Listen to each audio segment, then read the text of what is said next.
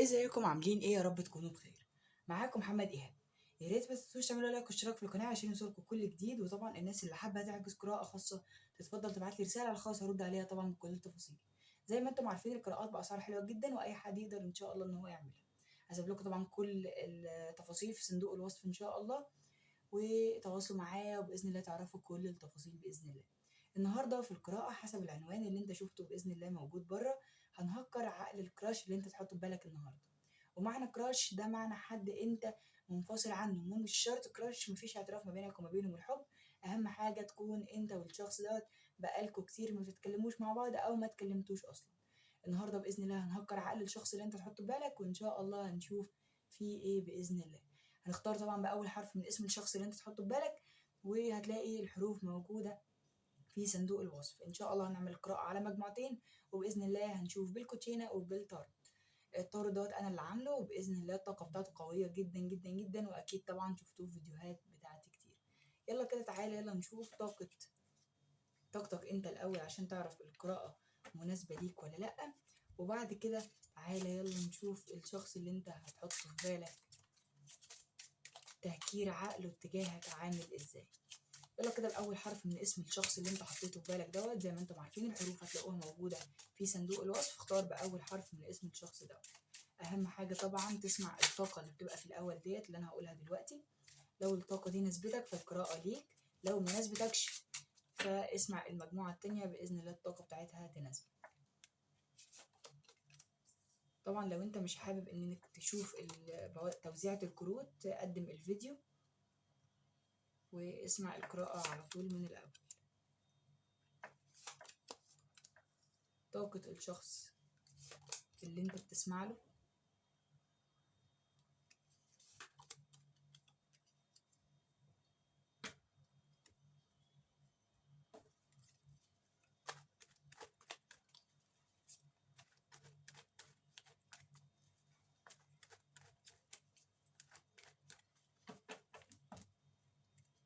مشاعر الشخص ده اتجاهك.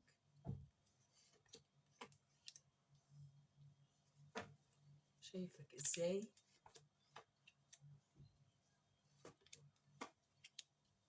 خطواته ونواياه.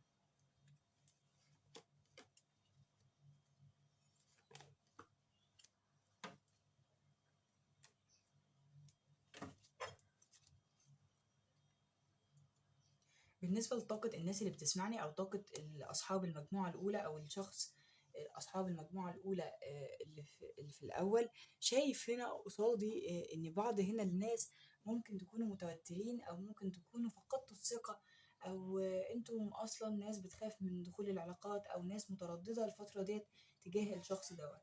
اللي بشوفه موجود هنا في الطاقة بتاعتكم ممكن تكونوا انتم مثلا وثقتوا في ناس معينة والناس دي خذلتكم مثلا، او وثقتوا في الشخص ده مخصوص مثلا والشخص ده خذلكم، او انتم كنتوا بقالكم كتير منتظرين خطوه من الشخص دوت والشخص ده مثلا ما عملش الخطوه ديت، او الشخص ده وعدكم بحاجات مثلا وبعد كده الوعود ديت ما تمتش، او الوعود ديت الشخص ده ما نفذهاش. غير كده كمان بشوفكم ان انتم على فكره عايزين استقرار في البيت. بشوفكم كمان ان انتم هنا متحمسين لحاجه ليها علاقه بالمنزل بالبيت، بتغيروا في حاجه. ممكن تكونوا انتم مبتعدين عن المنزل بتاعكم مثلا في سفر او في حاجة زي كده او في ما شابه يعني. بشوفكم كمان هنا عندكم تردد في موضوع معين، او في حد انتم او موضوع او حاجة او شخص معين انتم مش قادرين تحسموا قرار تجاهه بشكل بنسبة 100%. يعني الشخص ده انتم مترددين فيه. لو شايفك كمان هنا برضو قبل ما اخلص الطاقة بتاعتك، شايفك متوتر او شايفك قلقان، او شايفك مثلا ايه بتحاول انك تحط حدود او حواجز لناس معينة موجودة في حياتك. وشايف كمان هنا برضو في الطاقة بتاعتك ان انت عندك فرص، ولكن انت خايف انك تضيع الفرص ديت، او شايف انك لو استغليت الفرص اللي معاك ديت وما استغلتهاش صح ممكن الفرص دي تضيع وما تجيش تاني ليك. فانت خايف من انك تضيع الفرص دي. لو دي طاقتك طبعا كمل القراءة فهي لك، لو مش طاقتك يا ريت تسمع المجموعة التانية. بالنسبة لطاقة بقى الشخص ده اتجاهك، فأنا شايف إن الشخص ده على فكرة طاقته اتجاهك، الشخص ده بيحترمك جدا. الشخص ده على فكرة بيحبك عشان تبقى عارف. ولكن اللي عايزة أقوله لك إن الشخص ده أحيانا ممكن يكون إيه عنيد، أو مثلا الشخص ده ممكن يكون شوية في طاقته مثلا قال لك كلام جارح، او زعلك او عمل موقف ضايقك او عمل حاجه ضايقتك، ولكن انت مثلا فهمت الشخص ده غلط، او الشخص ده وضح لك عن طريق الكلام او الفعل اللي هو عمله معاك دوت، سواء عمل لك بلوك، سواء رد عليك مرد مثلا مش كويس، او مرد مثلا ما عجبكش، او قال كلام جارح ليك، فانت مثلا فهمت الشخص ده غلط. هو الشخص ده عمل كده عشان بيحمي قلبه، او الشخص ده عمل مثلا الموضوع دوت عشان العادات والتقاليد، عشان مثلا حاجة معينة انت عارفها على فكرة عند الشخص ده. ممكن يكون الشخص ده شوية مغرور، او ممكن يكون بيخاف على سمعته، بيخاف على شكله، بيخاف على نفسه. فهو الشخص ده اللي عمله معاك ده سببه انه خاف على حاجة معينة عنده. ف ولكن انت فهمت على فكرة الشخص ده غلط، وهو على فكرة في الظاهر هنا في طاقة الندم، او ظاهر هنا في طاقة انه ندمان على الحاجة اللي هو عملها ديت، او ندمان على فعل قاله، او على كلام هو قاله لك، او على حاجة هو اتصرف بيها معاك، او تصرف خاطئ هو عمله معاك. فانا شايف ان الشخص دوت ندمان على الحاجة ديت. لو طبعا الطاقتين مناسبين ليك يا ريت تكمل قراءة فهي ليك، لو مش مناسبين اسمع طبعا المجموعة التانية، او اسمع الفيديو في وقت تاني، طاقة الفيديو مفتوحة. اول سؤال معانا مشاعر الشخص ده اتجاهك، فانا بشوف ان الشخص ده على فكره متمسك بيك جدا، وشايفك انك فرصه، او شايفك انك حاجه عمر الشخص ده ما هيعوضها. حتى لو انتوا كراش مثلا، وانت داخل تسمع مثلا، لو مفيش كلام ما بينكم ومفيش مصارحه، فالشخص ده معجب بيك بطريقه رهيبه جدا. والشخص ده شايفك انك حد الناس كلها عايزه تكلمك، او شايفك انك الناس كلها عينيها عليك كده، والناس كلها بتبقى عايزه تكلمك ولافت الانظار. غير كده كمان الشخص ده على فكره مشاعره اتجاهك، هو الشخص دوت لو بيتقل عليك، او الشخص ده غامض، او الشخص ده مثلا مش مديلك فرصه انكم تتكلموا مع بعض، فهو الشخص ده على فكره بيبقى قاصد انه يعمل كده، او الشخص ده بيبقى قاصد انه يخليك انت اللي عايز تتكلم، او انت اللي تبعت له حاجه، او انت اللي تهتم بيه وتبدا معاه الكلام الاول وتهتم بيه اكتر. فهو انما الشخص ده على فكره بيحبك وبيحترمك جدا، وشايفك انك فرصه، وشايفك انك حاجه على فكره هو نفسه مش هيقدر ان هو يعوضها، وبيغير عليك على فكره من كل الناس اللي بتبص لك، او كل الناس اللي هتبقى عايزه تكلمك، او انت لافت انتباههم. شايفك ازاي؟ فهو شايفك زي ما واضح هنا معايا، فهو شايفك حد قمر يعني. ظاهر هنا معايا شايفك انك حد مهتم بنفسك، حد واثق جدا جدا جدا من نفسك. شايفك كمان ممكن تكون حد غامض شوية، او حد ايه، مش بتصارح كل اللي حواليك باللي انت عايزه، او بتعرف الناس اللي حواليك الحاجات اللي انت عايزها فقط، او الحاجات المسموح الناس تعرفها. ما بتعرفش حاجة اقل ولا ازيد من انك عايز تعرفها للشخص دوت. فهو شايفك على فكرة انك حد حلو جدا جدا جدا كشكلا، وحد كطريقة وأسلوب. فشايفك إنك حد على فكرة ذكي جدا جدا جدا في التعامل.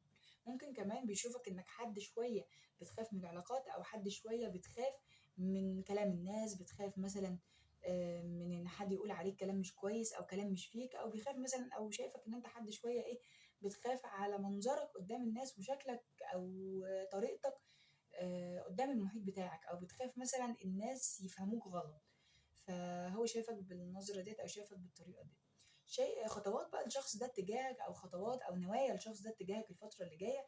فأنا بشوف إن الشخص ده على فكرة الفترة اللي جاية هيعدل في حاجة معاك، أو الشخص دوت لو أنت مثلا في ما بينك وما بينه محكمة، أو مش شرط حاجة زي كده يعني، ده لبعض الطاقات.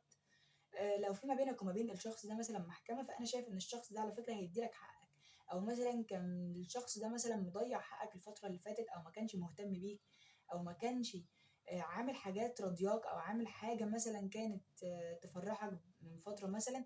فأنا شايف إن الشخص ده هيعدل على فكرة الكفة الفترة اللي جاية ديت، والشخص ده على فكرة هيبقى كويس جدا جدا جدا معاك، وهيوازن الأمور معاك بشكل يرضيك أنت يا اللي بتسمعني بإذن الله. انا بشوف على فكره ان هو دلوقتي عنده تحمس ايه، عنده تحمس شويه ان هو يكلمك، او ان هو يصارحك في حاجه، او يفتحك في مشروع او موضوع. بس انا الحقيقه ممكن اكون لو ده كراش مثلا ما اعترفش بالحب، او العلاقه ديت مثلا جديده وانت بتسمع مثلا لحد كده، او كراش مثلا بقاله فتره وكده، مش هيعترف بالحب بشكل مباشر، ولكن مثلا هيقرب منك بشكل معتدل شويه، او بشكل ايه، انت نفسك ما تتخضش منه، او انت مثلا ما تقولش عليه ده حد لعبي، او ده حد بتاع علاقات وخلاص.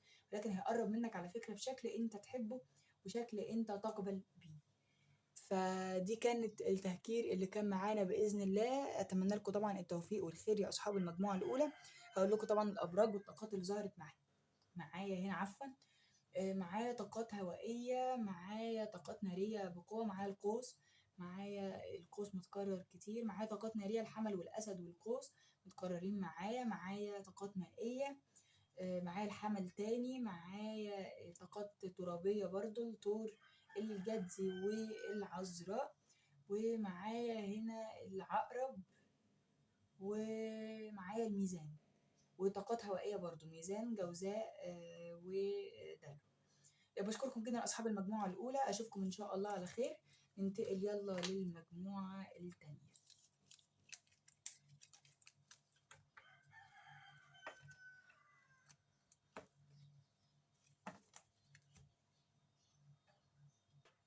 أهلا أصحاب المجموعة التانية، إزيكم عاملين إيه؟ يا رب تكونوا بخير.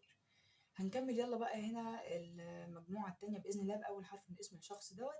وتعالى يلا كده نفنط الكروت الأول وبعد كده نبدأ القراءة. طبعا لو مش عايز تشوف تفنيطة الكروت يا ريت طبعا تقدم الفيديو وتسمع القراءة من الأول بإذن الله.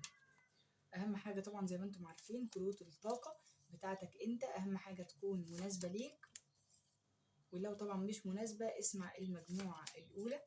لو طبعا الفيديو كله مش مناسب تقدر انك تسمعه في اي وقت تاني لحد ما الطاقة دي تناسبك بإذن الله. الطاقة بتاعت الفيديو ده مفتوحة في اي وقت انت تشوف الفيديو.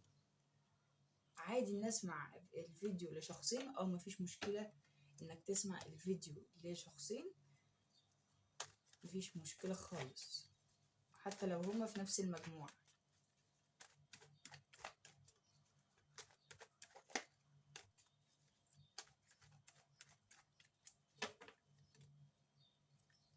مشاعر الشخص ده اتجاهك وشايفك ازاي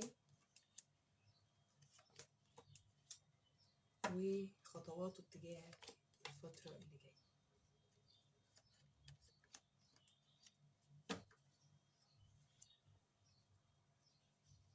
بالنسبة لمشاعر معلش طاقتك انت الاول اللي بتسمعني عشان تعرف القراءة ديت مناسبة ليك ولا لا. فانا شايفك ان انت الفترة ديت عندك اوفر ثينكينج بطريقة رهيبة. عارفة طبعا لو الكاميرا اتهزت شوية. شايفك ان انت بتفكر بطريقة رهيبة جدا جدا جدا في الشخص دوت او في حاجة معينة عندك انت، وفي موضوع شاغل بالك بطريقة انك بتفكر في الموضوع دوت 24 ساعة، او انت نفسك من الاشخاص مثلا اللي بتفكر بشكل دائم او دايما دماغك شغالة دايما بتفكر في كل حاجة، عاطفة وشغل وبيت واهل واسرة. دايما انت شخصية بتفكر دايما في كل اللي حواليك، بتفكر في نفسك، بتفكر تعمل ايه في اللي حواليك وليك وكذا وكذا وكذا. يعني انت شخصية على فكرة بتفكر بطريقة دائمة يعني. غير كده كمان بشوفك الفترة ديت ممكن تكون انت بتحاول تهتم بنفسك، بتحاول انك تجيب حاجات جديدة، بتحاول انك تخرج من الطاقة اللي انت فيها. مثلا بشوفك اكتر هنا مهتم شوية بالمادة، او مهتم مثلا بجسمك، بشكلك، بطريقتك، بلبسك، عايز تعجب حد، او انت مثلا عايز تلفت نظر حد مثلا وانت داخل تسأل عليه او حاجة زي كده، او مثلا عايز تعمل حاجة جديدة في حياتك، او عايز تجدد مثلا من نفسك، او عايز تجدد من شخصيتك، من طريقتك، من ادائك، من كلامك، اسلوبك، عايز تعمل حاجة مختلفة عن كل اللي حواليك. بشوفك هنا كمان انك وضعك المادي الفترة ديت ممكن يكون مستقر.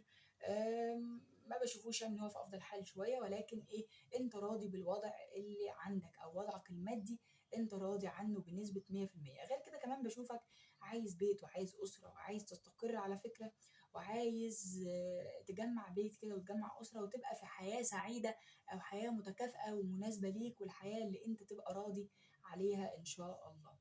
دي طبعا الطاقة بتاعتك. لو طاقتك دي هتكمل قراءة فهي ليك، لو مش طاقتك طبعا اسمع المجموعة الأولى وإن شاء الله تلاقي طاقتك معايا بإذن الله في الفيديو. طاقة بقى الشخص اللي انت بتسمع له او طاقة الطرف اللي انت بتسمع له ده، فانا بشوف ان الشخص ده على فكرة قلقان جدا جدا جدا جدا ومتوتر على فكرة وتعبان جدا على فكرة من غيرك. يعني طاقته اتجاهك هو تعبان على فكرة دايما وبيفكر فيك الشخص دوت، حتى لو هو مش باين لك، لان اللي ظاهر هنا معايا ان في بلوكات او في مثلا قطع تواصل او في عدم كلام او في الشخص ده مش فاهم حاجة معينة بتدور بينكم، او هو مش مفهمك هو بيمر بإيه عامة. اللي بشوفه هنا قدامي ان الشخص دوت مثلا ممكن يكون قطع التواصل معاك، هو نفسه اللي قطع التواصل، او هو نفسه اللي اتغير عليك، او بعد او ما بقاش موجود. لان الحقيقه اللي ظاهر قدامي هنا دي مش طاقه كراش تجاهك، او دي او لو طاقه كراش مثلا لو انت داخل فعلا تسمع لشخص ما فيش ما بينكم تصريح بالمشاعر، فاللي قدامي هنا الشخص ده مثلا بعد، او اللي قدامكم دوت ده شخص مرتبط مثلا. وده طبعا لبعض الطاقات دي قراءة عامة، خد منها اللي يناسبك. ممكن يكون فعلا الشخص ده مش مرتبط، هو مش ظاهر قدامي ده مرتبط، ولكن اللي قدامي هنا هو الشخص ده بعد عنك، انت مش فاهمه، عمل لك بلوك مثلا، او انت مش فاهم الشخص دوت، او هو مش قادر يفهمك في هنا، او في ما بينك وما بين الشخص ده سوء تفاهم دلوقتي، او حاجه زي كده. المهم هنا في طاقه الشخص ده اتجاهك، انا شايف ان هو دلوقتي بيحاول انه يجمع معلومات عنك، ولكن انت نفسك مش مديله، يا اللي بتسمعني انت مش مديله على فكره مساحه انه يعرف عنك حاجات كتيره، او مش مديله مثلا معلومات كافيه تريحه، او انت مثلا مش عايز ترجع عشان مثلا هو ما يفتكرش ان انت عايزه بشكل، او ما يضمنكش يعني. ولكن اللي ظاهر هنا معايا ان الشخص دوت بيحبك على فكرة جدا جدا جدا يعني، وما بينامش غير لما يفكر فيك، وقلقان ومتوتر وتعبان. لا على فكرة هو في طاقة مش حلوة، انت في طاقة احلى بكتير من الشخص دوت، فيا ريت يعني تحافظ على الطاقة دي. ندخل بقى على طول. طبعا لو الطاقتين دول مناسبين ليك اسمع القراءة فهي ليك، لو مش مناسبين اسمع طبعا المجموعة الأولى. بالنسبة لمشاعر الشخص ده، فأنا شايف إن الشخص دوت فعلا عنده شغف عليك، هو ظاهر فعلا من الطاقة بتاعته، إن هو الطاقة بتاعته هنا عنده فعلا شغف عليك، فعلا ظاهر هنا في مشاعره. الشخص ده عايز يشوفك، عايز يقابلك، مهووس بيك جدا على فكرة. الشخص دوت بيحبك، بيحترمك على فكرة، انت بالنسبة له الحب، او انت بالنسبة له العاطفة او الحنان، او انت حتى لو ده كراش على فكرة، فهو عنده نفس المشاعر ديت او نفس الاحاسيس ديت. هو الشخص ده فعلا بيحبك بجد. ده بيحبك على فكرة ومعجب بيك جدا، بطريقتك، بأدائك، بلبسك، بشكلك، معجب بكل حاجة فيك. وكمان بيحبك على فكرة حب حقيقي. انت بالنسبة للشخص ده ممكن تكون ساعدته، او ممكن تكون ساعدته نفسيا ماديا، ساعدته حتى كمان لو الشخص ده كان فاقد العلاقات في الامل، فاقد الامل في العلاقات، فانت مثلا اديت للشخص ده امل على فكرة، واديته تجدد جديد او امل جديد انه يبقى في امل في علاقة معينة. وبعد كده مثلا ممكن تكون انت قطعت، او الشخص ده بعد عشان ظروف معينة عنده مثلا، فهو حاجة برضو من النوع ده. ولكن الشخص ده بيحبك جدا على فكرة وبيراقبك. لو انت مش عارف، الشخص ده بيراقبك على فكرة وبيجمع عنك معلومات، وعايز يتعرف عليك اكتر، وعنده شغف كده اتجاهك ورغبة انه يتكلم معاك ويقعد معاك ويعرف انت بتفكر ازاي وانت ايه بالظبط كده. بيشوفك الشخص ده انك حد مهتم بنفسك. يعني انا طالع هنا الكوين اوف بنتيكل، وهنا برضو الكوين اوف بنتيكل، فالشخص ده بيشوفك انك حد مهتم بنفسك، حد كويس، حد طموح، حد بيشتغل على نفسه بشكل كويس جدا. شايفك كمان الحاجات اللي انا قلت لك انت بتعملها في الطاقه بتاعتك، هو شايفك بنفس المنظر دوت، او شايفك انك جددت من نفسك، جددت من اسلوبك، من شخصيتك، من كل الحاجات دي. غير كده كمان بيشوفك انك بقى عندك اهتمام بذاتك، او بقى عندك اهتمام بنفسك، وبقيت انت شخص دلوقتي عاقل اكتر، بقيت راسي اكتر، بقى عندك كاريزما اكتر، او هو بيشوفك شخص عندك كاريزما اصلا. فهو شايفك على فكرة بالطاقة الكويسة ديت، او بالطاقة الحلوة ديت. بشوف بقى هنا نوايا وخطوات الشخص ده اتجاهك، فانا شايف ان هو الفترة ديت مش هيعمل حاجة اتجاهك، عشان اكون برضو ايه صريح معاك. انا شايفه هيفضل في نفس الطاقة اللي هو فيها، لان هو بيراقبك، وبيراقبك كمان على فكرة بشغف، او بيراقبك بحنية او بحنين مثلا كده ليك. فانا شايفه كمان حتى الحب بتاعه دوت هو مش هيعرضه عليك، او هو مثلا مش هيكلمك كده بشكل انت عايزه، او بشكل مثلا اللي انت بتتمناه. فانا بشوف ان هو على فكرة هيفضل في نفس الطاقة بتاعته ديت، وهيفضل برضو مستنيك ان انت اللي تيجي وانت اللي تكلمه على فكرة. لان هو ده انت بتسأله على فكرة عن حد عندي، او حد شوية ايه تقيل حبة كده يعني. انتوا لو داخل يسأل كده سواء كراش او منفصلين او اي حاجة، فانت داخل تسأل على فكرة عن حد له كاريزما كده وله هيبة. بشكركم جدا. معلش هقول لكم طبعا ابراج الاول. كان معايا هنا طبعا، معايا برج العذراء، ابراج ترابيه كتيره جدا، معايا العذراء، معايا الجدي، ومعايا كمان هنا معايا كمان طاقات هوائيه هنا كتير، معايا الدلو، وكمان معايا هنا السرطان، معايا الاسد، والجدي متكرر معايا، ومعايا كمان السرطان والحمل برضه متكررين معايا. فكانت دولت اكتر الابراج اللي كانت ظاهره معايا. بشكركم جدا على حسن المتابعه، اشوفكم ان شاء الله على خير في فيديوهات تانية. اكتبوا لي طبعا عايزين الفيديوهات اللي جايه باذن الله تبقى ايه. هنعمل باذن الله كل الفيديوهات اللي انتوا طلبتوها مننا قبل كده باذن الله الفتره اللي جايه، او خلال الاسبوع دوت باذن الله كل الفيديوهات اللي انتوا طلبتوها هتبقى متاحه على القناه باذن الله. واشوفكم ان شاء الله في فيديو تاني على خير. كان معاكم محمد ايهاب، اشوفكم باذن الله على خير.